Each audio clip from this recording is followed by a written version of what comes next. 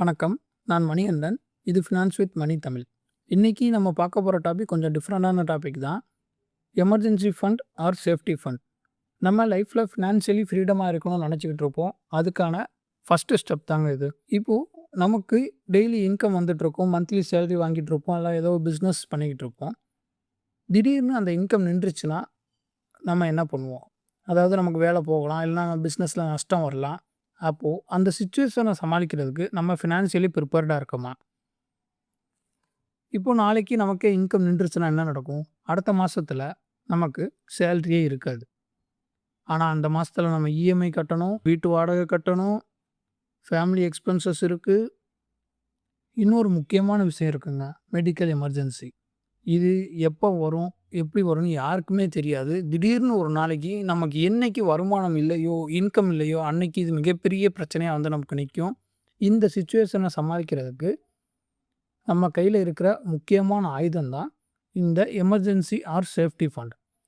முதல்ல எமர்ஜென்சி ஃபண்ட்னா என்னன்னு பார்ப்போம். இது கொஞ்சம் பணம் எடுத்து சேஃப்டியாக இன்னொரு இடத்துல சேவ் பண்ணி வைக்கிறது. அதாவது அன்எக்ஸ்பெக்டட் சிச்சுவேஷனுக்காக. இது இன்வெஸ்ட்மெண்ட் கிடையாது. அன்எக்ஸ்பெக்டட் சிச்சுவேஷன் நடக்கும்போது இந்த பணத்தை நம்ம யூஸ் பண்ணிக்கலாம்.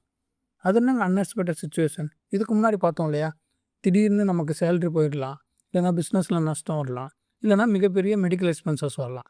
இது தாங்க அன்எக்ஸ்பெக்டட் சிச்சுவேஷன். அப்போது இப்போ எவ்வளோ சேர்க்கணும்? இப்போது எமர்ஜென்சினா என்னென்னு தெரிஞ்சிருச்சு, எமர்ஜென்சி ஃபண்டுனா என்னென்னு தெரிஞ்சிருச்சு. அப்போ நம்ம எவ்வளோ சேர்த்து வச்சா நம்ம கொஞ்சம் சேஃப்டியாக இருக்கலாம்? இப்போ உங்களோட மந்த்லி எக்ஸ்பென்சஸ் ஆவரேஜாக ஒரு மாதத்துக்கு 30,000 ஆகுதுன்னு வச்சுக்கோங்க.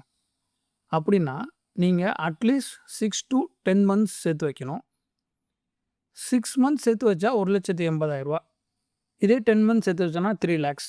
இதை நம்ம எதுக்கு வச்சுருக்கோம்னா, நம்மளோட எமர்ஜென்சி டயத்தில் நம்ம இந்த பணத்தை யூஸ் பண்ணிக்கலாம். இந்த இடத்துல எமர்ஜென்சி டைம் அப்படின்றது ஒரு மெடிக்கல் எமர்ஜென்சி, வேலை போகிறது தான். ஃபோன் வாங்குறதுக்கோ மற்ற விஷயத்துக்கோ இந்த எமர்ஜென்சி ஃபண்டை யூஸ் பண்ணிக்கக்கூடாது. வேர்டுலே இருக்குது, எமர்ஜென்சி ஆர் சேஃப்டி ஃபண்ட். இதை தூக்கி நான் இந்த மாதம் எனக்கு இஎம்ஐ கட்டுறதுக்கு பணம் இல்லை, அதனால் நான் இதுலேருந்து எடுத்து கட்டுறேன், இதெல்லாம் இது கிடையவே கிடையாது. இந்த எமர்ஜென்சி ஃபண்டு, சேஃப்டி ஃபண்டை ரொம்ப சேஃபாக வச்சுக்கணும். எமர்ஜென்சி டயத்தில் மட்டும்தான் யூஸ் பண்ணணும்.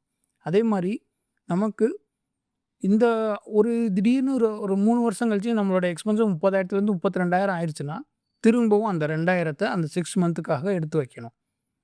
அப்போது இப்போ இந்த எமர்ஜென்சி ஃபண்டை நான் எடுத்து வைக்க போகிறேன்னா எங்கே எடுத்து வைக்கணும்?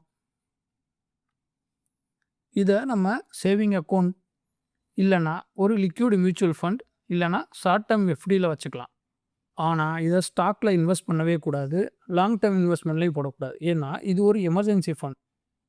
நமக்கு ஒரு 5 மினிட்ஸ் இல்லைனா பக்கத்தில் இருக்கிற ஏடிஎம்க்கு போயோ அந்த மாதிரி நம்மளால் அந்த பணத்தை எடுக்க முடியணும். அப்படி இருந்தால் மட்டும்தான் அது நமக்கு சேஃப்டி அண்ட் எமர்ஜென்சி ஃபண்டாக இருக்கும். ஏன்னா நம்ம எமர்ஜென்சி டயத்தில் பணத்துக்காக ஒரு நாள் வெயிட் பண்ண முடியாது. இப்போ ஸ்டாக்கே வாங்கி வச்சுக்கிட்டிங்கன்னா அதை விற்று அடுத்த நாள் நம்ம கைக்கு வர்றதுக்கு டைம் எடுக்கும். இதுவே ஒரு லாங் டைம் இன்வெஸ்ட்மெண்ட்டில் போட்டிங்கன்னா எடுக்கவே முடியாது. ஸோ இது இன்வெஸ்ட்மெண்ட் கிடையாது. இதுக்கு முன்னாடி ஒரு வீடியோவில் நம்ம எஸ்ஐபி பற்றி பார்த்தோம்.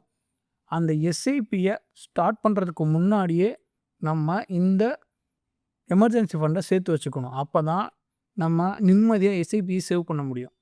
எஸ்ஐபி பற்றி அந்த வீடியோவை நீங்கள் பார்க்கலன்னா கீழே டிஸ்கிரிப்ஷனில் கொடுத்துருக்கேன், அந்த வீடியோவை பார்த்துக்கோங்க. எஸ்ஐபின்றது சின்ன எக்ஸாம்பிள் மட்டும் இங்கே சொல்கிறேன். நம்ம ஒரு 20 வருஷம் 15 வருஷன்றது நம்ம டார்கெட்டாக வச்சுருப்போம். அத்தனை நாள் நம்ம மைண்டு ஃப்ரீயாக இருக்கணும்னா முதல்ல நம்ம கையில் ஃபினான்ஷியலி நம்ம சேஃப்டியாக இருக்கோம் அப்படின்ற ஒரு எண்ணம் வரணும். அதுக்காக தாங்க இந்த எமர்ஜென்சி ஃபண்ட் நம்ம சேர்த்து வைக்கிறோம். எப்படின்னா முதல்ல சேஃப்டி, அப்புறம் தான் இன்வெஸ்ட்மெண்ட். எப்போதுமே நம்ம ஃபேமிலியோ நமக்கு வர எக்ஸ்பென்சஸோ சேஃப்டியாக வச்சுக்கிட்டோம்னா நம்ம இன்வெஸ்ட்மெண்ட் பண்ணும்போது நம்ம லாங் டேர்மில் ஈஸியாக யோசிக்கலாம். சேஃப்டியும் ஸ்டெபிலிட்டியும் இருந்துச்சுன்னா வெல்த் ஆட்டோமேட்டிக்காக வரும். தேங்க்யூ.